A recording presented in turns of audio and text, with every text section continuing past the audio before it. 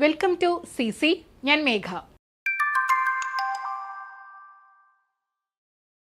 ഇന്ന് നമ്മൾ ഡിസ്കസ് ചെയ്യാൻ പോകുന്നത് ഈ വരുന്ന CSEB എക്സാമിന് വളരെ ഇമ്പോർട്ടൻ്റ് ആയിട്ടുള്ള ഒരു ടോപ്പിക്കാണ്. ഒരുപാട് പേര് റിക്വസ്റ്റ് ചെയ്തിരുന്ന, പഠിക്കാൻ ഒരുപാട് ബുദ്ധിമുട്ട് തോന്നിയിട്ടുള്ള ഒരു ടോപ്പിക് എന്ന് പറഞ്ഞിട്ടുള്ള ഒരു ടോപ്പിക്കാണ് ഇന്ന് നമ്മൾ സെലക്ട് ചെയ്തിട്ടുള്ളത്. Designations and heads of cooperative institutions. So ഇത് കുറച്ചൊക്കെ കറണ്ട് അഫയേഴ്സും വരുന്നുണ്ട്, പിന്നെ അതുപോലെ തന്നെ ഡെസിഗ്നേഷനും വരുന്നുണ്ട്. ഓക്കെ, നമുക്ക് ടോപ്പിക്കിലേക്ക് പോകാം. അപ്പോൾ നിങ്ങൾക്ക് കൂടുതൽ ഡീറ്റെയിൽഡ് ആയിട്ടുള്ള കാര്യങ്ങൾ മനസ്സിലാവും കേട്ടോ. പൊസിഷനും ഡെസിഗ്നേഷനും നമുക്ക് നോക്കാം. നമ്മളിതിൽ കുറേ കാര്യങ്ങളൊക്കെ നമ്മുടെ ആപ്പിലുള്ള ക്ലാസ്സിൽ നമ്മുടെ CCയിലത്തെ കുട്ടികൾക്ക് പറഞ്ഞു കൊടുത്തിട്ടുള്ളതാണ്. നമ്മുടെ ആപ്പിൽ ലൈവ് ക്ലാസ് ഒക്കെ വരുന്ന സമയത്ത് ഡിസ്കസ് ചെയ്തിട്ടുണ്ട് കുറേ കാര്യങ്ങളൊക്കെ. നമുക്ക് നോക്കാം. ആദ്യം chief election commissioner of state cooperative election commission. State cooperative election കമ്മീഷനിലെ ചീഫ് ഇലക്ഷൻ കമ്മീഷണറുടെ ഡെസിഗ്നേഷൻ എന്താണ്? ഓക്കെ, ആരായിരിക്കണം ചീഫ് ഇലക്ഷൻ കമ്മീഷണർ എന്നാണ് ചോദ്യം. SCECയുടെ കേട്ടോ. എന്താണ്? Special secretary to government law department എന്നതാണ്. ഇത് പ്രത്യേകം ശ്രദ്ധിക്കുക, കാരണം ഇത് ഭേദഗതി വന്നതാണ്. അമെൻമെന്റ് പ്രകാരമാണ് പുതുതായിട്ട് വന്നിട്ടുള്ള ഒരു ഡെസിഗ്നേഷനാണ് ഈ ലോ ഡിപ്പാർട്ട്മെന്റിലെ സ്പെഷ്യൽ സെക്രട്ടറി എന്നുള്ളത്. ആദ്യം അങ്ങനെ ആയിരുന്നില്ല. ഇപ്പോൾ നിലവിൽ എന്താണ്? Special secretary to government law department, അതിലുള്ള സ്പെഷ്യൽ സെക്രട്ടറി ഡെസിഗ്നേഷനിലുള്ള ആളായിരിക്കണം ചീഫ് ഇലക്ഷൻ കമ്മീഷണർ ആയിട്ട് ഉണ്ടായിരിക്കേണ്ടത്. ഇത് ഒരുപാട് പ്രാവശ്യം നമുക്കറിയാം. ഈ സ്റ്റേറ്റ് കോപ്പറേറ്റീവ് ഇലക്ഷൻ കമ്മീഷൻ എന്ന് പറയുന്നത് റിപ്പീറ്റഡ് ക്വസ്റ്റ്യൻ ആണ്. എന്തായാലും അത് പഠിക്കാതെ നിങ്ങൾ പരീക്ഷയ്ക്ക് പോകാൻ പാടില്ല കേട്ടോ. കാരണം അതിൽ നിന്നും എന്തായാലും മിനിമം ഒരു ചോദ്യം ഉറപ്പായിട്ടും വരുന്നതാണ്. അതിൽ ഇപ്രാവശ്യം വരാൻ സാധ്യതയുള്ള ഒരു ചോദ്യം ഇതാണ്. അതുപോലെ തന്നെ സ്റ്റേറ്റ് കോപ്പറേറ്റീവ് ഇലക്ഷൻ കമ്മീഷനുമായി ബന്ധപ്പെട്ടുകൊണ്ട് ഇപ്പോൾ സ്റ്റേറ്റ് കോപ്പറേറ്റീവ് യൂണിയന്റെ ഇലക്ഷനും സർക്കിൾ കോപ്പറേറ്റീവ് യൂണിയന്റെ ഇലക്ഷനും കണ്ടക്ട് ചെയ്യുന്നതും ആര് തന്നെയാണ്? SCEC തന്നെയാണ് കേട്ടോ, സ്റ്റേറ്റ് കോപ്പറേറ്റീവ് ഇലക്ഷൻ കമ്മീഷൻ. അപ്പോൾ ഇത്രയും കാര്യങ്ങളൊക്കെ നമുക്ക് നിന്ന് മനസ്സിലായല്ലോ. ചീഫ് ഇലക്ഷൻ കമ്മീഷണർ ആരാണ്? Special secretary to government law department. അടുത്ത ക്വസ്റ്റ്യനും റിപ്പീറ്റഡ് ആണ്. Commissioners of SCEC. നമുക്കറിയാം ടോട്ടൽ 3 അംഗങ്ങളാണ് ഉണ്ടാവുക അല്ലെ? 3 പേരാണ് ഉണ്ടാവുക. ഒരു മെയിൻ ആയിട്ടുള്ള ചീഫ് ഇലക്ഷൻ കമ്മീഷണറും പിന്നെ 2 അംഗങ്ങളും. ഇതിൽ 2 അംഗങ്ങള് അവരുടെ യോഗ്യതയാണ് ചോദിച്ചിട്ടുള്ളത്. Commissioners of SCEC. ഈ ക്വസ്റ്റ്യനും ഒരുപാട് പ്രാവശ്യം ചോദിച്ചിട്ടുള്ളതാണ്. ആരായിരിക്കണം? അഡീഷണൽ രജിസ്ട്രാർ റാങ്കിലുള്ള ആളായിരിക്കണം. Additional registrar മാറിപ്പോവരുത്. ആരാണ്? അഡീഷണൽ രജിസ്ട്രാർ റാങ്കിലുള്ള ആളായിരിക്കണം. അപ്പൊ ഇത് രണ്ടും പഠിച്ചില്ലേ? ചീഫ് ഇലക്ഷൻ കമ്മീഷണർ ആരാണ്? Special secretary to government law department നിയമ വകുപ്പ്. ഇനി കമ്മീഷണേഴ്സ് ഓഫ് SCEC, അതായത് മറ്റ് 2 കമ്മീഷണേഴ്സിന്റെ യോഗ്യത ഡെസിഗ്നേഷൻ എന്ന് പറയുന്നത് അഡീഷണൽ രജിസ്ട്രാർ റാങ്കിലുള്ള ആളുകളായിരിക്കണം മറ്റ് 2 കമ്മീഷണേഴ്സ്.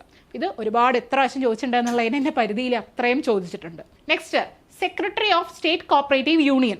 SCU എന്ന് പറഞ്ഞാൽ state cooperative union. State cooperative യൂണിയന്റെ സെക്രട്ടറിയുടെ യോഗ്യത എന്ന് പറയുന്നത് അഡീഷണൽ രജിസ്ട്രാർ യോഗ്യതയിലുള്ള ആളായിരിക്കണം. ആരായിരിക്കണം? അഡീഷണൽ രജിസ്ട്രാർ യോഗ്യതയിലുള്ള ആളായിരിക്കണം. അപ്പൊ എപ്പോഴും ഇതുപോലെ തന്നെ ആവൂ ചോദിച്ചു കഴിഞ്ഞാൽ ഗവൺമെന്റ് ഭേദഗതി വരുത്തുന്നതിനനുസരിച്ചിട്ട് അല്ലെ എന്ത് സംഭവിക്കാം? ഇതിലൊക്കെ മാറ്റം സംഭവിക്കാം. അതുകൊണ്ടാണല്ലോ ഇപ്പൊ ഇത് മാറിയിട്ടുള്ളത്. അപ്പൊ അതുകൊണ്ട് നിങ്ങൾ എന്ത് ചെയ്യുക? ഏതൊരു എക്സാമിനും CSEBയുടെ എക്സാം ആവുന്ന സമയത്ത് അതിന്റെ ലാസ്റ്റ് മിനിറ്റ് സ്റ്റഡിയുടെ സമയത്തൊക്കെ നിങ്ങളിതൊന്ന് അപ്ഡേറ്റ് ചെയ്യണം കേട്ടോ. കുറെ കാര്യങ്ങളൊക്കെ ക്ലാസ്സിൽ ഞാൻ പറയാറില്ല. ലൈവ് ക്ലാസ്സിലൊക്കെ വരുമ്പോൾ നമ്മുടെ ആപ്പിലെ ക്ലാസ്സിലൊക്കെ വരുന്ന സമയത്ത് ഇതിലുള്ള കുറെ കാര്യങ്ങൾ ഡിസ്കസ് ചെയ്തിട്ടുള്ളതാണ്. അടുത്തത്, secretary of cooperative employees pension board. Cooperative എംപ്ലോയീസിന് വേണ്ടിയിട്ടുള്ള പെൻഷൻ ബോർഡിലുള്ള എന്താ പറയുക, സെക്രട്ടറിയുടെ ഡെസിഗ്നേഷൻ എന്താണ്? അഡീഷണൽ രജിസ്ട്രാർ തന്നെയാണ്. എന്താണ്? Additional registrar. അടുത്തത്, secretary of cooperative employees welfare board. Cooperative എംപ്ലോയീസിന്റെ ക്ഷേമനിധി ഉണ്ടല്ലോ, അവരുടെ ആ ബോർഡിന്റെ സെക്രട്ടറി ആരായിരിക്കണം? അഡീഷണൽ രജിസ്ട്രാർ യോഗ്യതയുള്ള ആളായിരിക്കണം. അടുത്തത്, സെക്രട്ടറി ഓഫ് SCEC. SCEC എന്തായിരുന്നു? സ്റ്റേറ്റ് കോപ്പറേറ്റീവ് ഇലക്ഷൻ കമ്മീഷൻ അല്ലെ? നമ്മൾ നേരത്തെ ഡിസ്കസ് ചെയ്തിട്ടുണ്ടായിരുന്നു അല്ലെ? അപ്പൊ ഇവിടെ കമ്മീഷണേഴ്സിന്റെ യോഗ്യതയാണ് പറഞ്ഞത്. ഇപ്പൊ പറഞ്ഞിട്ടുള്ളത് സെക്രട്ടറിയുടെയാണ് കേട്ടോ. സെക്രട്ടറി ആരായിരിക്കണം? Not below the rank of joint registrar. കണ്ടോ? പ്രത്യേകം ശ്രദ്ധിക്കുക, not below the rank of joint registrar. അടുത്തത്, സെക്രട്ടറി ഓഫ് CSEB. CSEBയുടെ പരീക്ഷ എഴുതാൻ പോകുന്ന എല്ലാവർക്കും തീർച്ചയായിട്ടും അറിഞ്ഞിരിക്കേണ്ട ഒന്നാണ് സെക്രട്ടറി ഓഫ് CSEBയുടെ ഡെസിഗ്നേഷൻ എന്താണ് എന്നുള്ളത്. ഡെപ്യൂട്ടി രജിസ്ട്രാർ യോഗ്യതയുള്ള ആളായിരിക്കണം. ആരായിരിക്കണം? ഡെപ്യൂട്ടി രജിസ്ട്രാർ യോഗ്യതയുള്ള ആളായിരിക്കണം. നിങ്ങൾ ഗൂഗിൾ ചെയ്യുമ്പോൾ ചിലപ്പോൾ പല ഉത്തരം കിട്ടും. നിങ്ങൾ ഡൗട്ട് ഉണ്ടെങ്കിൽ ഒഫീഷ്യൽ വെബ്സൈറ്റിൽ തന്നെ പോയിട്ട് വേണം ഇത് കൃത്യമായിട്ട് റെഫർ ചെയ്യാനായിട്ട്. CSEBയുടെ ആണെങ്കിലൊക്കെ ഒഫീഷ്യൽ വെബ്സൈറ്റിൽ പോവുക. അതിൽ നിങ്ങൾക്ക് കാണാൻ പറ്റും ഡയറക്ടർ ബോർഡ് മെമ്പേഴ്സും സെക്രട്ടറി ഇൻചാർജ് എല്ലാ കാര്യങ്ങളും ഡീറ്റെയിൽഡ് ആയിട്ടുണ്ടാവും. അപ്പോൾ അതാണ് നമ്മുടെ ഓതന്റിക് ആയിട്ടുള്ള റിസോഴ്സ് എന്ന് പറയുന്നത്. അപ്പോൾ ഗൂഗിൾ ചെയ്ത് കഴിഞ്ഞാൽ ചിലപ്പോൾ നിങ്ങൾക്ക് ഫസ്റ്റ് കിട്ടുന്ന ഉത്തരം എപ്പോഴും ശരിയാവണം എന്നില്ല. അതുകൊണ്ട് ഒന്ന് റീചെക്ക് ചെയ്യുക, ഒഫീഷ്യൽ വെബ്സൈറ്റിലെ ഡാറ്റ മാത്രം എടുക്കുക. So secretary of CSEB deputy registrar. Then next secretary of CCU അല്ലെ, secretary of CCU circle cooperative union ആരായിരിക്കണം? Assistant registrar. അത് നമുക്കറിയാലോ, കാരണം CCUന്റെ ഓഫീസ് എന്ന് പറഞ്ഞാൽ ARന്റെ ഓഫീസിൽ തന്നെയാണ് അല്ലെ, അസിസ്റ്റന്റ് രജിസ്ട്രാറിന്റെ ഓഫീസിൽ തന്നെയാണ്. അപ്പൊ സെക്രട്ടറി ഓഫ് CCU ആരായിരിക്കും? അസിസ്റ്റന്റ് രജിസ്ട്രാർ, AR അല്ലെ, അസിസ്റ്റന്റ് രജിസ്ട്രാർ. കാരണം സർക്കിൾ കോപ്പറേറ്റീവ് യൂണിയന്റെ ഏരിയ ഓഫ് ഓപ്പറേഷൻ എന്താണ്? ഒരു താലൂക്കാണ്. അടുത്ത secretary of cooperative arbitration court, cooperative arbitration കോടതിയുടെ സെക്രട്ടറിയുടെ യോഗ്യത അസിസ്റ്റന്റ് രജിസ്ട്രാർ. അതും ആരാണ്? AR ആണ്, അസിസ്റ്റന്റ് രജിസ്ട്രാർ. അടുത്തത് പീക്കാർഡിന്റെ വാല്യുവേഷൻ ഓഫീസർ അല്ലെ, പീക്കാർഡിന്റെ ഓക്കെ നമുക്കറിയാം റൂറൽ ഡെവലപ്മെന്റ് ആണ്. പ്രൈമറി കോപ്പറേറ്റീവ് എന്താണ്? Agriculture and rural development bank ആണ് പീക്കാർഡ് ബാങ്ക്. പീക്കാർഡ് ബാങ്കിന്റെ വാല്യുവേഷൻ ഓഫീസറുടെ ഡെസിഗ്നേഷൻ എന്താണ്? അതും AR ആണ് അല്ലെ, അസിസ്റ്റന്റ് രജിസ്ട്രാർ. ഇത് കോർപ്പറേഷനും ലോയ്ക്കും ഒക്കെ ഇമ്പോർട്ടന്റ് ആയിട്ടുള്ള ഒരു ചോദ്യമാണ് വാല്യുവേഷൻ ഓഫീസർ. നിങ്ങൾ ആ ഭാഗം കൃത്യമായിട്ട് പഠിക്കണം കേട്ടോ. കോർപ്പറേഷൻ ഒക്കെ പഠിക്കുമ്പോൾ DV ഫയൽ അല്ലെ, ആ ഒരു പ്രൊസീജിയർ ഉണ്ടല്ലോ, അത് കൃത്യമായിട്ട് പഠിക്കുക. അതിലത്തെ ടേംസും കാര്യങ്ങളൊക്കെ അറിയണം.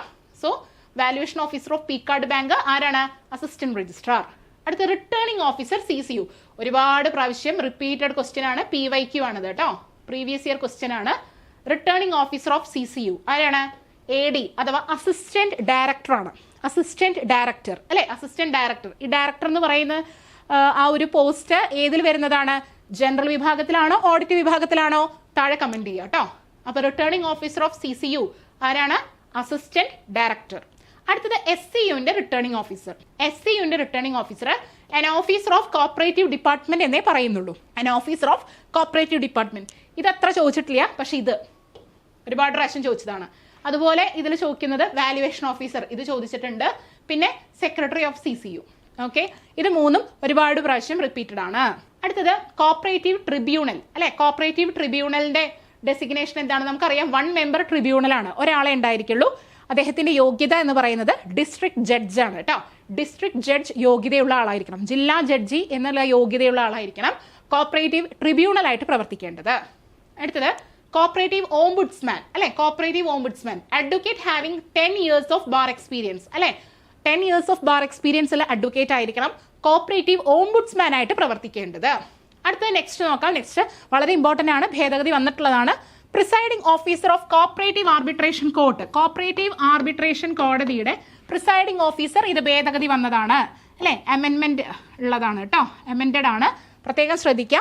Above the rank of munsif magistrate in judicial service എന്നാണ്. അപ്പോൾ ആദ്യം ഇങ്ങനെ കൃത്യമായിട്ട് മുൻസിഫ് മജിസ്ട്രേറ്റ് ആണെന്ന് പറഞ്ഞിട്ടുണ്ടായിരുന്നില്ല. അപ്പോൾ ഇപ്പൊ നിലവിൽ ഭേദഗതി വന്നപ്പോൾ എന്താണ് യോഗ്യത നിർണ്ണയിച്ചിട്ടുള്ളത്? എബവ് ദ റാങ്ക് ഓഫ് എന്ന് പ്രത്യേകം പറഞ്ഞിട്ടുണ്ട് കേട്ടോ, അത് പ്രത്യേകം ശ്രദ്ധിക്കണേ. നേരത്തെ നമ്മൾ പറഞ്ഞത് എന്തായിരുന്നു? Not below the rank of joint registrar എന്ന് പറഞ്ഞില്ലേ, അത് ആരുടെ ഏത് പോസ്റ്റിനുള്ള യോഗ്യതയായിരുന്നു? താഴെ കമന്റ് ചെയ്യാം. Above the rank of munsif magistrate in judicial service ആയിരിക്കണം കോപ്പറേറ്റീവ് ആർബിട്രേഷൻ കോടതിയുടെ പ്രിസൈഡിംഗ് ഓഫീസർ. നമ്മുടെ CSEBയുടെ എക്സാമിന് സ്ഥിരം ചോദ്യമാണ് കോപ്പറേറ്റീവ് ആർബിട്രേഷൻ കോടതി. അതിൽ വരുന്ന ചോദ്യം എന്ന് പറയുന്നത് ഒന്ന് പ്രിസൈഡിംഗ് ഓഫീസറുടെ യോഗ്യത, ഇപ്രാവശ്യം ചോദിക്കാൻ ഏറ്റവും സാധ്യതയുള്ള ഒരു ചോദ്യം. 2 കോപ്പറേറ്റീവ് ആർബിട്രേഷൻ കോടതി ഏത് തരത്തിലുള്ള ഡിസ്പ്യൂട്ട്സ് ആണ് കൈകാര്യം ചെയ്യുന്നത്? ഏതാണ്? യെസ്, നോൺ മോണിറ്ററി ഡിസ്പ്യൂട്ട്സ് ആണ് അല്ലെ. അപ്പൊ മോണിറ്ററി ഡിസ്പ്യൂട്ട്സ് ആരാ കൈകാര്യം ചെയ്യുന്നത്? താഴെ കമന്റ് ചെയ്യുക. പിന്നെ എത്രയാണ് ടേം? ഒരുപാട് പ്രാവശ്യം ചോദിച്ചിട്ടുള്ളതാണ്. കോപ്പറേറ്റീവ് ആർബിട്രേഷൻ കോടതിയുടെ കാലാവധി കൃത്യമായിട്ട് അറിയണം കേട്ടോ, 3 years ആണേ. അടുത്തത് വിജിലൻസ് ഓഫീസർ. വിജിലൻസ് ഓഫീസറുടെ യോഗ്യത DIG ഓഫ് പോലീസ്. എന്താണ്? DIG ഓഫ് പോലീസ് റാങ്കിലുള്ള ഉദ്യോഗസ്ഥനായിരിക്കണം വിജിലൻസ് ഓഫീസറായിട്ട് പ്രവർത്തിക്കേണ്ടത്. ഓക്കെ, വിജിലൻസ് ഓഫീസറുടെ സെക്ഷൻ എത്രയാണെന്നും കമന്റ് ചെയ്യാം. So cooperative tribunal, district judge, cooperative ombudsman, advocate having 10 years of bar experience, presiding officer of cooperative arbitration code. ഇപ്രാവശ്യം നിർബന്ധമായിട്ടും ഏറ്റവും പോസിബിൾ ആയിട്ടുള്ള ഒരു ക്വസ്റ്റ്യൻ ആണിത്. Above the rank of munsif magistrate in judicial service. Above the rank, ആ ഒരു term above the rank എന്നുള്ള പ്രത്യേകം ഓർക്കുക. Above the rank of munsif magistrate of judicial service. Then vigilance officer ആരായിരിക്കണം? DIG of police. Next okay, അപ്പോൾ നമുക്കറിയാം ഈ CSEBയുടെ എക്സാമിന് പഠിച്ചു തുടങ്ങുമ്പോൾ ഇപ്പോൾ നമ്മുടെ ഈ ഒരു എന്താ പറയുക 15-ാം തീയതി നടക്കുന്ന എക്സാം കഴിഞ്ഞ് കഴിഞ്ഞാൽ അധികവും നമുക്കൊരു മെയ് ജൂൺ ആയിട്ടാണ് നമ്മൾ നെക്സ്റ്റ് എക്സാം പ്രതീക്ഷിക്കുന്നത്. മറ്റ് PSC പരീക്ഷയിൽ നിന്ന് വ്യത്യസ്തമായിക്കൊണ്ട് CSEBയുടെ പ്രത്യേകത എന്ന് പറഞ്ഞു കഴിഞ്ഞാൽ വർഷത്തിൽ 3 പ്രാവശ്യം നോട്ടിഫിക്കേഷൻ വരികയും അതിനനുസരിച്ച് പരീക്ഷ ഏറ്റവും വേഗത്തിൽ തന്നെ നടന്ന് ഏറ്റവും വേഗത്തിൽ തന്നെ റാങ്ക് ലിസ്റ്റ് നിലവിൽ വന്ന് നമുക്ക് ഏറ്റവും വേഗത്തിൽ ജോലിക്ക് കയറാൻ ഏറ്റവും ഹെൽപ്പ് ചെയ്യുന്ന ഒരു പോസ്റ്റാണ് CSEBയുടെ പോസ്റ്റുകളൊക്കെ തന്നെ. ജൂനിയർ ക്ലർക്ക് ആണെങ്കിലും അസിസ്റ്റന്റ് സെക്രട്ടറി തുടങ്ങിയിട്ടുള്ള പോസ്റ്റുകളൊക്കെ. അപ്പോൾ അതിന് വേണ്ടിയിട്ടുള്ള പഠനം എങ്ങനെയായിരിക്കണം? പലരും ചോദിക്കാറുണ്ട്, 1 മാസം കൊണ്ട് പഠിച്ചെത്തുമോ അതോ എത്ര സമയം വേണം?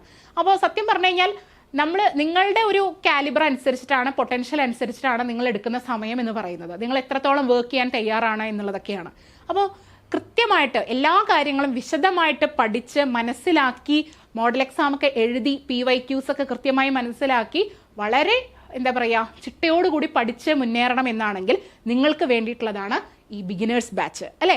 ഒരു ബിഗിനർ ആയിട്ടുള്ള ആൾക്ക് ഒരു A to Z ആയിട്ടുള്ള കാര്യങ്ങൾ എല്ലാ വിഷയത്തിൻ്റെയും, കോപ്പറേറ്റീവ് ലോ ആയിക്കോട്ടെ, കോർപ്പറേഷൻ ആയിക്കോട്ടെ, അക്കൗണ്ടൻസി ആയിക്കോട്ടെ, ബാങ്കിങ് ആയിക്കോട്ടെ, ഇത് മാത്രമല്ല കേട്ടോ, ഏതാണ് ഇംഗ്ലീഷ്, മാത്സ്, GK. കാരണം ഇംഗ്ലീഷും മാത്സും GKക്ക് അത്യാവശ്യം നല്ല മാർക്ക്, 30 മാർക്ക് അല്ലേ, 30 മാർക്കാണ്. ആ 30 മാർക്കിൽ ഒരു 25+ മാർക്ക്, 25 മാർക്കൊക്കെ സ്കോർ ചെയ്താലാണ് സത്യം പറഞ്ഞു കഴിഞ്ഞാൽ പ്ലസ് നമ്മുടെ സബ്ജക്റ്റിൽ കിട്ടുന്ന മാർക്കും ഇത് രണ്ടും കൂടി കൂടുമ്പോഴാണ് നല്ലൊരു റാങ്കിലേക്ക് എത്താനായിട്ട് സാധിക്കുള്ളൂ. അതാണ് അതിൻ്റെ യാഥാർത്ഥ്യം. അപ്പോൾ അതുകൊണ്ട് സബ്ജക്റ്റ് മാത്രം പഠിച്ചാൽ പോരാ, ഈ 3 വിഷയങ്ങളും കൂടി പഠിക്കണം. അപ്പോൾ ഇതൊക്കെ പഠിക്കണം എന്നുണ്ടെങ്കിൽ സമയം വേണമല്ലോ. പ്രത്യേകിച്ച് മാത്സ് ആണെങ്കിലൊക്കെ നിങ്ങൾക്ക് ഓരോ കാര്യങ്ങൾ മനസ്സിലാക്കി പോകണം. അതുപോലെ ഇംഗ്ലീഷ് ആണെങ്കിലും കൺസെപ്റ്റുകൾ, കാരണം ഇതൊക്കെ പുതിയ വിഷയങ്ങളായിരിക്കും പലർക്കും. അപ്പോൾ ഇതൊക്കെ മനസ്സിലാക്കണമെങ്കിൽ ടൈം ആവശ്യമാണ്. അതുകൊണ്ട് എന്താണ്, ഈ ഒരു ബിഗിനേഴ്സ് ബാച്ചിൽ ജോയിൻ ചെയ്ത് കഴിഞ്ഞാൽ നിങ്ങൾക്ക് കൃത്യമായിട്ട് ഈ കാര്യങ്ങളൊക്കെ A to Z ആയിട്ടുള്ള കാര്യങ്ങൾ കൃത്യമായിട്ട് നിങ്ങൾക്ക് മനസ്സിലാക്കാനായിട്ട് സാധിക്കും. നമ്മുടെ ലൈവ് ക്ലാസ്സിൽ, നമ്മുടെ ആപ്പിലുള്ള ക്ലാസ്സിലൊക്കെ PCCയുടെ കുട്ടികൾ നമ്മൾ കൃത്യമായിട്ട് ഇംഗ്ലീഷിൻ്റെ ക്ലാസ് ആണെങ്കിലും മാത്സിൻ്റെ ക്ലാസ് ആണെങ്കിലും ബേസ് തൊട്ടിട്ടാണ് പറഞ്ഞു കൊടുക്കാറ്. ഏറ്റവും ഒന്നും അറിയാത്ത ഒരാൾക്കടക്കം അവരുടെ ഇത് മനസ്സിലാക്കി, ഡിമാൻഡ് മനസ്സിലാക്കിയിട്ടാണ് നമ്മൾ കാര്യങ്ങൾ ഡെലിവർ ചെയ്യുന്നത്. ഓക്കെ, അതാണ് ഈ ഒരു ബാച്ചിൻ്റെ പ്രത്യേകത. സിലബസ് ബേസ്ഡ് ആയിട്ടുള്ള റെക്കോർഡഡ് ക്ലാസ്സുകൾ നിങ്ങൾക്ക് ആപ്പിൽ അവൈലബിൾ ആണ്. അതുപോലെ എല്ലാ സബ്ജക്ട്സിനും എന്തുണ്ട്, ലൈവ് സെഷൻസ് ഉണ്ട്. അപ്പോൾ നിങ്ങളുടെ ഡൗട്ടും കാര്യങ്ങളൊക്കെ നിങ്ങൾക്ക് ലൈവിൽ ചോദിക്കാൻ പറ്റും. പിന്നെ മോഡൽ എക്സാംസ് ഉണ്ട്. പിന്നെ അതുപോലെ തന്നെ മെൻറ്റർഷിപ്പ് പ്രോഗ്രാം ഉണ്ട്. പിന്നെ നിങ്ങളുടെ സംശയങ്ങളൊക്കെ നിങ്ങൾക്ക് ഹാൻഡിൽ ചെയ്യാനായിട്ട് നമുക്ക് മെൻറ്റർഷിപ്പ് സപ്പോർട്ട് ഉണ്ട്. അപ്പോൾ നിങ്ങളുടെ ഡൗട്ടുകളും കാര്യങ്ങളൊക്കെ നിങ്ങളുടെ ടീച്ചേഴ്സ് നിങ്ങൾക്ക് ക്ലിയർ ചെയ്ത് തരും. പിന്നെ സ്റ്റഡി മെറ്റീരിയൽസും ഒക്കെ നിങ്ങൾക്ക് അവൈലബിൾ ആയിരിക്കും. അപ്പോൾ ഫെബ്രുവരി 15 ശേഷം, അതായത് CSEBD ഒരു എക്സാം കഴിഞ്ഞിട്ട് തൊട്ടടുത്ത ദിവസം തന്നെ നിങ്ങൾ അഡ്മിഷൻ എടുക്കുകയാണെന്നുണ്ടെങ്കിൽ നിങ്ങൾക്ക് ഓഫറും ഉണ്ടായിരിക്കും. അപ്പോൾ ഇതൊരു നല്ലൊരു അവസരമാണ്. ഈ ഒരു അവസരം മാക്സിമം യൂട്ടിലൈസ് ചെയ്യുക. കൃത്യമായി പഠിച്ചുകൊണ്ട്, ചിട്ടയായിട്ട് പഠിച്ചുകൊണ്ട് എന്ത് ചെയ്യാൻ പറ്റും, അടുത്ത CSEBD എക്സാമിന് ആദ്യത്തെ റാങ്കിൽ തന്നെ എത്താനായിട്ട് സാധിക്കും. അതിന് ഏറ്റവും ഹെൽപ്ഫുൾ ആയിട്ടുള്ള ഒരു ബാച്ചാണ് ഈ ഒരു ബേസ് ബാച്ച്, ഈ ഒരു ബിഗിനേഴ്സ് ബാച്ച്. ഓക്കെ അല്ലേ? ഓക്കെ, അപ്പോൾ നമ്മൾ നേരത്തെ ഡിസ്കസ് ചെയ്ത് മുഴുവൻ എന്തായിരുന്നു, എങ്ങനത്തെ കാര്യങ്ങളായിരുന്നു അല്ലേ? കോപ്പറേറ്റീവ് ട്രിബ്യൂണൽ, അതായത് കോപ്പറേറ്റീവ് ഓംബുഡ്സ്മാൻ, ഇങ്ങനെയുള്ള ഓരോ പൊസിഷനും ആ പൊസിഷൻ്റെയൊക്കെ ഡെസിഗ്നേഷൻസും ആണ് നമ്മൾ പഠിച്ചിരുന്നത്. ഓക്കെ, അത് വളരെ ഇമ്പോർട്ടൻ്റ് ആയിട്ടുള്ള കാര്യമാണ്. ഇനി അടുത്തത് പറയുന്നത് കുറച്ചും കൂടി ഒരു ജനറലിസ്റ്റിക് ആണ്. ഇത് ലോൻ്റെ കീഴിൽ വരുന്നൊന്നല്ല, കോർപ്പറേഷൻ്റെയൊക്കെ കീഴിൽ നമുക്ക് മൊത്തത്തിൽ ഒരു നിങ്ങളൊരു CSEBD എക്സാം അറ്റൻഡ് ചെയ്യാൻ പോകുമ്പോൾ നിങ്ങൾക്ക് വളരെ ഹെൽപ്ഫുൾ ആയിട്ടുള്ള ഒരു കറണ്ട് അഫെയർ റിലേറ്റഡ് ആയിട്ടുള്ള കാര്യമാണ് കേട്ടോ ഇത്. സോ നമുക്ക് നോക്കാം ഇൻസ്റ്റിറ്റ്യൂഷനും അതിൻ്റെ ഹെഡുകൾ, നിലവിൽ ഇപ്പോൾ ആ സ്ഥാനത്ത് ആരാണ് ഇരിക്കുന്നത് എന്നുള്ളത്. അപ്പോൾ ഇത് എപ്പോഴും ഞാൻ പറയുന്നത് തന്നെയാണ്, ഒരു ഡിസ്ക്ലെയിമർ പോലെ തന്നെ പറയാം. പരീക്ഷയുടെ ഇപ്പോൾ ഈ ഒരു ലേറ്റസ്റ്റ് ആയിട്ടുള്ള ഇന്ന് ഞാൻ ഇത് ഷൂട്ട് ചെയ്യുമ്പോൾ ഒരു പൊസിഷൻ അല്ലെങ്കിൽ ഹെഡായിട്ട് ഇരിക്കുന്നവരുടെ പേരാണ് കൊടുത്തിട്ടുള്ളത്. നിങ്ങൾ എന്ത് ചെയ്യുക, അടുത്ത എക്സാം എഴുതുന്ന സമയത്താണ് നിങ്ങൾ വീഡിയോ കാണുന്നെങ്കിൽ അപ്പോൾ ഇത് അപ്ഡേറ്റ് ചെയ്യണം. ഇത് തന്നെയാണെന്ന് വിചാരിച്ചിരിക്കരുത്, അപ്പോൾ അത് അപ്ഡേറ്റ് ചെയ്യണം. ഓക്കെ, അപ്പോൾ ഇന്ന് നിലവിൽ ഇതാണ്. അപ്പോൾ ICAയുടെ ഇൻസ്റ്റിറ്റ്യൂഷൻ്റെ ഹെഡ് ആരാണ്? ഏരിയൽ ഗുവാർക്കോ ആണ് പ്രസിഡന്റ്. പ്രസിഡന്റ് ആരാണ്? Ariel Guarco. ICAയുടെ പ്രസിഡന്റ് ഏരിയൽ ഗുവാർക്കോ. ഒരുപാട് പ്രാവശ്യം റിപ്പീറ്റഡ് ആണ് കേട്ടോ. ICAയുടെ ഫോം ചെയ്ത ഇയർ വളരെ ഇമ്പോർട്ടൻ്റ് ആണ്. എല്ലാ പരീക്ഷയ്ക്കും റിപ്പീറ്റഡ് ക്വസ്റ്റ്യൻ ആണ്. അതുപോലെ തന്നെ പ്രസിഡന്റ് ഇദ്ദേഹം ഏത് രാജ്യക്കാരനാണെന്ന് താഴെ കമന്റ് ചെയ്യും. അടുത്തത് NCDC. അമിത്ഷായാണ് പ്രസിഡന്റ് ഓഫ് ജനറൽ കൗൺസിൽ. നമുക്കറിയാം ജനറൽ കൗൺസിലാണ് NCDCയുടെ പ്രധാനപ്പെട്ടിട്ടുള്ള ഒരു ഗവേണിംഗ് ബോഡി എന്ന് പറയുന്നത് അല്ലേ. ആ ജനറൽ കൗൺസിലിന്റെ പ്രസിഡന്റ് ആയിട്ട് ഇരിക്കുന്നത് അമിത്ഷായാണ്. മിനിസ്റ്റർ ഓഫ് കോർപ്പറേഷൻ മിനിസ്ട്രി രൂപീകരിച്ചിട്ട് വളരെ അടുത്ത കാലത്താണ് രൂപീകരിച്ചത്. അപ്പോൾ അമിത്ഷായാണ് കോപ്പറേറ്റീവ് മിനിസ്റ്ററും അല്ലേ, മിനിസ്റ്റർ ഓഫ് കോർപ്പറേഷനും അമിത്ഷായാണ്. അപ്പോൾ അമിത്ഷാ തന്നെയാണ് NCDCയുടെ ഗവേണിംഗ് കൗൺസിലിന്റെ പ്രസിഡന്റ് എന്ന് പറയുന്നതും. അടുത്തത് state cooperative union SCU. State cooperative യൂണിയന്റെ ഹെഡ് കോലിയക്കോട് N കൃഷ്ണൻ നായരാണ്. ആരാണ്? കോലിയക്കോട് N കൃഷ്ണൻ നായരാണ് സ്റ്റേറ്റ് കോപ്പറേറ്റീവ് യൂണിയന്റെ ഹെഡ്, അതായത് ചെയർമാൻ. അടുത്ത നാഷണൽ കോപ്പറേറ്റീവ് യൂണിയൻ അല്ലെ. നാഷണൽ കോപ്പറേറ്റീവ് യൂണിയന്റെ ആരാണ്? ദിലീപ് സംഘാനി. നാഷണൽ കോപ്പറേറ്റീവ് യൂണിയന്റെ പ്രസിഡന്റ് ആയിട്ട് ഇരിക്കുന്നത്, ചെയർമാൻ ആയിട്ട് ഇരിക്കുന്നത് ദിലീപ് സംഘാനിയാണ്. അടുത്ത നോക്കാം നീതി ആയോഗ്. നീതി ആയോഗ് ഒരു കോമൺ ആയിട്ടുള്ളതാണ് കേട്ടോ. ഇത് കോർപ്പറേഷൻ ആയിട്ട് മാത്രമല്ല, ഇത് പൊതുവെ കോമൺ ആയിട്ടുള്ളതാണ് നീതി ആയോഗ്. നീതി ആയോഗിന്റെ ചെയർമാൻ എപ്പോഴും ആരായിരിക്കും? പ്രൈം മിനിസ്റ്റർ ആയിരിക്കും. നീതി ആയോഗിന്റെ ചെയർമാൻ എപ്പോഴും പ്രൈം മിനിസ്റ്റർ ആയിരിക്കും. ചിലപ്പോൾ നിങ്ങൾക്ക് GKയുടെ പാർട്ടിലായിരിക്കും അങ്ങനെ ക്വസ്റ്റ്യൻ വരുന്നത്. Who is the chairman of NITI Aayog എന്ന് ചോദിച്ചു കഴിഞ്ഞാൽ പ്രൈം മിനിസ്റ്റർ ആണ്. ഇപ്പൊ നിലവിൽ അത് നരേന്ദ്ര മോദി ആയതുകൊണ്ട് ചെയർമാൻ നരേന്ദ്രമോദി. അപ്പോൾ ആ ഒരു പോസ്റ്റ് എപ്പോഴും പ്രൈം മിനിസ്റ്റർക്കായിരിക്കും എന്നുള്ളത് ഓർക്കുക. ദെൻ CEO, ഇത് ഒരുപാട് ചോദിക്കാറുള്ളതാണ് കേട്ടോ GK സെക്ഷനിൽ. CEO ആരാണ്? BVR സുബ്രഹ്മണ്യം. BVR സുബ്രഹ്മണ്യമാണ് നീതി ആയോഗിന്റെ CEO. നീതി ആയോഗിന്റെ ഫുൾ ഫോം എന്താണ്? National institute four transforming India. National institute four transforming ഇന്ത്യയാണ് നീതി ആയോഗ്. സ്പെല്ലിംഗ് ശ്രദ്ധിക്കുക കേട്ടോ. അടുത്തത് നബാർഡിന്റെ ചെയർമാൻ. നബാർഡിന്റെ ഫുൾ ഫോം നിങ്ങൾക്ക് അറിയുന്നുണ്ടാവും. അതുപോലെ തന്നെ നബാർഡ് രൂപീകരിക്കാൻ കാരണമായ കമ്മിറ്റി ഏതാണ്? ക്രാഫിക്കാർഡ് കമ്മിറ്റി അഥവാ B ശിവരാമൻ കമ്മിറ്റി. നബാർഡ് രൂപീകരിച്ചത് എന്നെന്ന് താഴെ കമന്റ് ചെയ്യുക. അപ്പൊ നബാർഡിന്റെ ചെയർമാൻ നിലവിൽ ഷാജി KV ആണ്. ഷാജി KV ആണ് നബാർഡിന്റെ ചെയർമാൻ. അടുത്തത് SBIയുടെ ചെയർമാൻ അല്ലെ. SBI രൂപീകരിച്ച എന്നാണ്? അതും കമന്റ് ചെയ്യുക. SBIയുടെ ചെയർമാൻ ദിനേശ് കുമാർ ഖാര. ദിനേശ് കുമാർ ഖാരയാണ് അല്ലെ. ദിനേശ് കുമാർ ഖാരയാണ് SBIയുടെ നിലവിലെ ചെയർമാൻ. അടുത്ത നാഫെഡ് അല്ലെ. നാഫെഡിന്റെ chairman doctor Bijender Singh. NAFED chairman ആരാണ്? ബിജേന്ദർ സിംഗ് ആണ്. ഡോക്ടർ ബിജേന്ദർ സിംഗ്. ഇനി NCDCയുടെ മാനേജിംഗ് ഡയറക്ടർ. നേരത്തെ നമ്മൾ പറഞ്ഞത് ആരായിരുന്നു? NCDCയുടെ കണ്ടോ അമിത്ഷായുടെ കേസ് പറഞ്ഞത് ഓർമ്മയുണ്ടോ? ചിലപ്പോൾ ഇവിടെ NCDC കാണുമ്പോൾ നിങ്ങൾക്ക് ഒരു കൺഫ്യൂഷൻ ഉണ്ടാവും. NCDCയുടെ ജനറൽ കൗൺസിലിന്റെ പ്രസിഡന്റ് അല്ലെങ്കിൽ പ്രസിഡന്റ് ഓഫ് NCDC എന്ന് ചോദിക്കുകയാണെങ്കിൽ അത് അമിത്ഷായാണ്. പ്രസിഡന്റ് ഓഫ് NCDC എന്ന് ചോദിച്ചാൽ അമിത്ഷായാണ്. ജനറൽ കൗൺസിലിന്റെ ഹെഡാണ് അദ്ദേഹം. ഇവിടെ പറഞ്ഞത് എന്താ? Managing director of NCDC. Managing director അഥവാ ഡയറക്ടർ MD ഓഫ് NCDC ആരാ ചോദിച്ചാൽ പങ്കജ് കുമാർ ബൻസാൽ ആണ്. അപ്പൊ ചോദ്യം കണ്ടിട്ട് ഉത്തരം എഴുതുക കേട്ടോ. അല്ലാതെ NCDC എന്ന് കണ്ട ഉടനെ ചാടിക്കയറി അമിത്ഷാ എഴുതുകയല്ല. അപ്പൊ NCDCയുടെ പ്രസിഡന്റ് ആണ് ചോദിച്ചിട്ടുള്ളതെങ്കിൽ അമിത്ഷാ എഴുതുക. NCDCയുടെ മാനേജിംഗ് ഡയറക്ടർ ആണ് ചോദിച്ചിട്ടുള്ളതെങ്കിൽ പങ്കജ് കുമാർ ബൻസാൽ.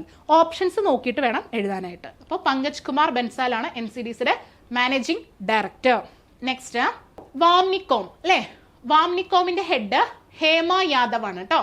ഡയറക്ടർ ആണ് ഹേമ യാദവ്. ഒരു ലേഡിയാണ് വാംനികോമിന്റെ ഹെഡായിട്ട് ഇരിക്കുന്നത്. ഹേമ യാദവ്. നമ്മൾ വാംനികോമിന്റെ വെബ്സൈറ്റ് എടുത്താൽ തന്നെ നമുക്കറിയാം അതിൽ ഒരു നോട്ട് ഉണ്ട് അല്ലെ. അതിൽ ഹേമ യാദവ് കുറച്ച് കാര്യങ്ങളൊക്കെ എഴുതിയിട്ടുണ്ട്. അപ്പോൾ ഹേമ യാദവ് ആണ് ഡയറക്ടർ ഓഫ് വാംനികോം അല്ലെ.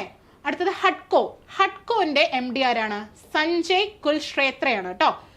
സഞ്ജയ് കുൽശ്രേത്ര എന്ന് പറയുന്നതാണ് MD ഓഫ് ഹഡ്കോ. അടുത്ത NCCFന്റെ ആരാണ്? വിശാൽ സിംഗ്. NCCF ഒന്നും അത്ര ചോദിക്കാറില്ല, എന്നാലും അറിയാം.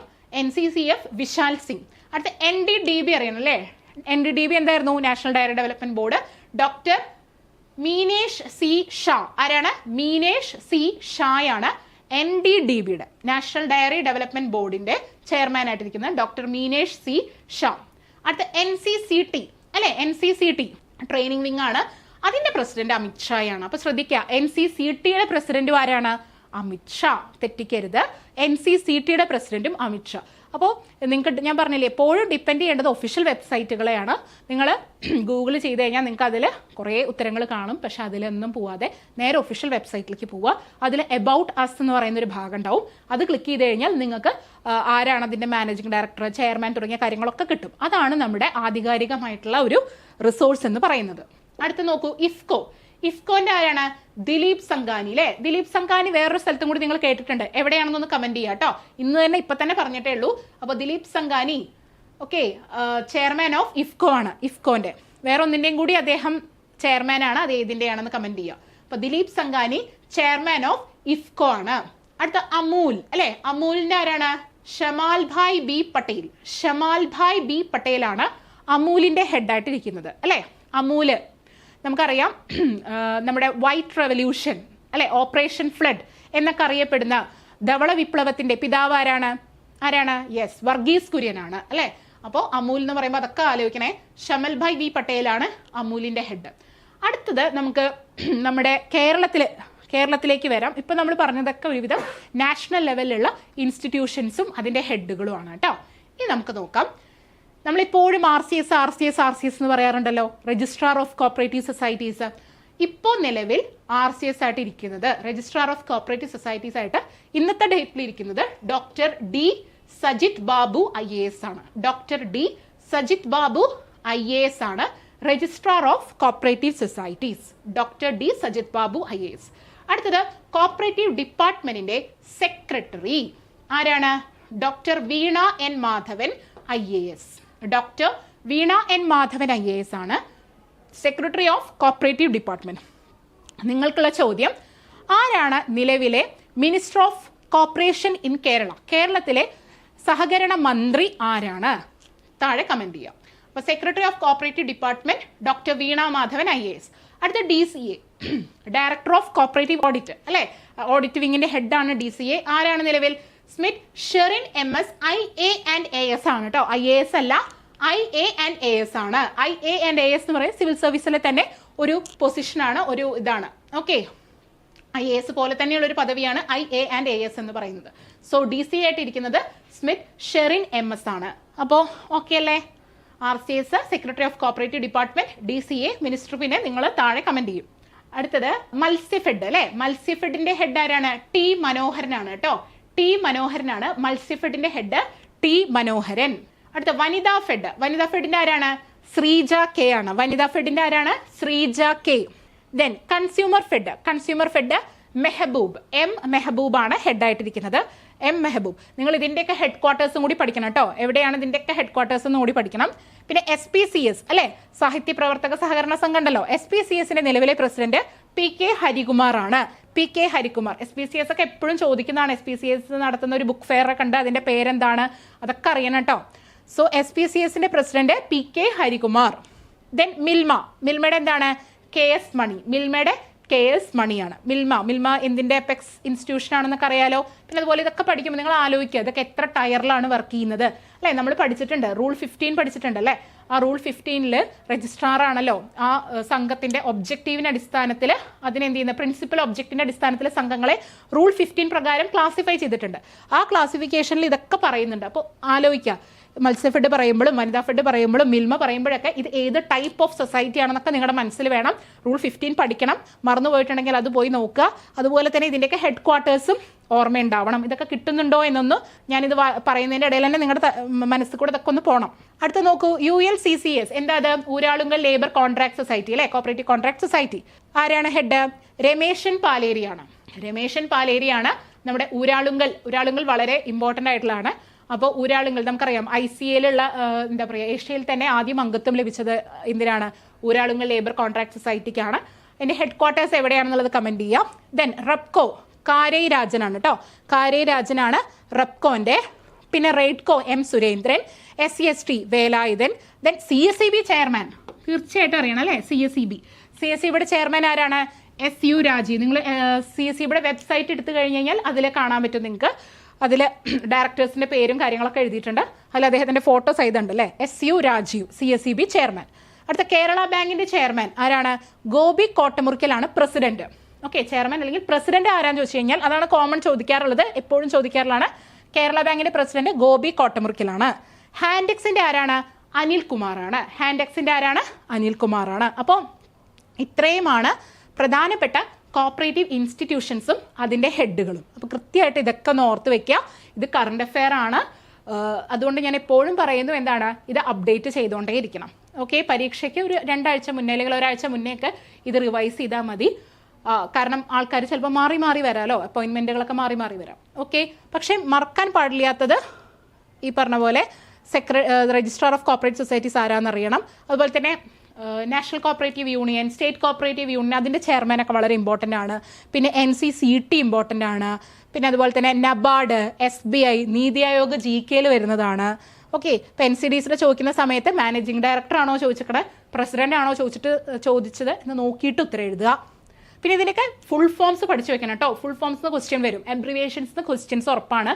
അത് ഇതിലാണെങ്കിലും ശരി, അതായത് കോർപ്പറേഷനിലുള്ളതാണെങ്കിലും ശരി, ബാങ്കിങ്ങിലൊക്കെ ഒരുപാട് ടേംസ് വരുന്നുണ്ട് അല്ലേ. ഇപ്പോൾ IMPS എന്ന് പറഞ്ഞാൽ എന്താണ്, IFSC എന്ന് പറഞ്ഞാൽ എന്താണ്, നെഫ്റ്റ് എന്ന് പറഞ്ഞാൽ എന്താണ്, ഒരുപാട് NPA എന്ന് പറഞ്ഞാൽ എന്താണ്, സ്വിഫ്റ്റ് എന്ന് പറഞ്ഞാൽ എന്താണ്. ചില എക്സാംസിന് 4-5 ചോദ്യങ്ങൾ മാത്രം എന്തെന്ന് ചോദിച്ചിട്ടുണ്ട്, എബ്രിവേഷൻസ് എന്ന് ചോദിച്ചിട്ടുണ്ട്. അപ്പോൾ എബ്രിവേഷൻസ് ഒക്കെ കൃത്യമായിട്ട് പഠിക്കുക. അപ്പോൾ ഇത് പറഞ്ഞ പോലെ NAFED എന്ന് പറഞ്ഞാൽ എന്തിൻ്റെ അപെക്സ് ഓർഗനൈസേഷൻ ആണ്. ഇങ്ങനെയുള്ള കാര്യങ്ങളൊക്കെ നിങ്ങൾക്ക് എന്താണ് ഓർമ്മയുണ്ടായിരിക്കണം. അപ്പോൾ ഈ ഒരു ക്ലാസ്സിൽ ഉദ്ദേശിച്ച കാര്യങ്ങൾ കുറച്ചും കൂടി കണക്റ്റഡായ കാര്യങ്ങളൊക്കെ പറയണം എന്ന് ഞാൻ വിചാരിച്ചിരുന്നു, അതുകൊണ്ടാണ് ഇതൊക്കെ പറഞ്ഞത്. അപ്പോൾ ഈ ഒരു ക്ലാസ് നിങ്ങൾക്ക് മനസ്സിലായി എന്ന് വിശ്വസിക്കുന്നു. സോ ബിഗിനേഴ്സ് ബാച്ചിൽ ജോയിൻ ചെയ്തത് നിങ്ങൾക്ക് ആദ്യം തൊട്ടുള്ള കാര്യങ്ങൾ, ഈ പറഞ്ഞ എല്ലാ കാര്യങ്ങളും നമുക്ക് സ്വസ്ഥമായി പഠിച്ച് പോകാനുള്ള സമയവും ഒക്കെ കിട്ടും. ഓക്കെ, അപ്പോൾ CSEBയുടെ എക്സാം ഫെബ്രുവരി 15-ാം തീയതിയാണ്. അപ്പോൾ അന്ന് പരീക്ഷ എഴുതുന്ന എല്ലാവർക്കും ഓൾ ദി ബെസ്റ്റ്. നന്നായിട്ട് പഠിക്കുക. ഇനിയുള്ള സമയം എന്ന് പറയുന്നത് റിവിഷൻ്റെ സമയമാണ്. എത്രത്തോളം നിങ്ങൾ റിവൈസ് ചെയ്യുന്നു അത്രത്തോളം പരീക്ഷാ ഹാളിൽ നിങ്ങൾക്ക് ക്ലാരിറ്റി കിട്ടും. നിങ്ങൾ റിവിഷൻ ചെയ്യാൻ മടിക്കും തോറും നിങ്ങളുടെ ക്ലാരിറ്റി കുറയും, കൺഫ്യൂഷൻ ഉണ്ടാവും, തെറ്റിക്കും. മനസ്സിലായോ? So revision is the key. Revision is the only key to success. Then consistency. ദിവസവും ചെയ്യുക, എന്നും പഠിക്കുക. ഓക്കെ, അപ്പോൾ ഈ പരീക്ഷ കഴിഞ്ഞാലും പഠിത്തം നിർത്തരുത്. കയ്യിൽ അപ്പോയിൻമെൻറ്റ് ഓർഡർ കിട്ടുന്നത് വരെ പഠിക്കാം. സോ നിങ്ങൾക്ക് ഈ ക്ലാസ് ഇഷ്ടപ്പെട്ടു എന്നുണ്ടെങ്കിൽ നമ്മുടെ ചാനൽ സബ്സ്ക്രൈബ് ചെയ്യുക, ലൈക്ക് ചെയ്യുക. So thank you.